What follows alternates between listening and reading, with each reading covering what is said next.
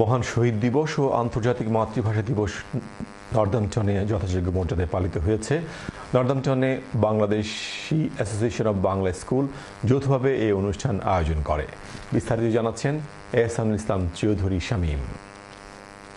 নর্দাম্পটনের যথাযোগ্য মর্যাদায় 21শে ফেব্রুয়ারি শহীদ দিবস ও আন্তর্জাতিক মাতৃভাষা দিবস পালিত হয়েছে। নর্দাম্পটন বাংলাদেশি অ্যাসোসিয়েশন শনিবার সকাল 11টায় আলোচনা সভা, কবিতা আবৃত্তি, চিত্রাঙ্কন সহ নানা অনুষ্ঠানমালা ছিল। এতে বিপুল সংখ্যক বাংলা স্কুলের ছাত্রছাত্রীরা উপস্থিত ছিলেন।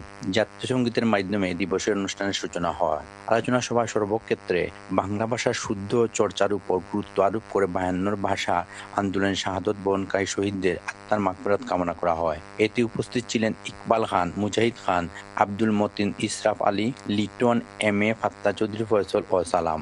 Ehsanul Islam Chowdhury Shamim, channel S news, Northampton.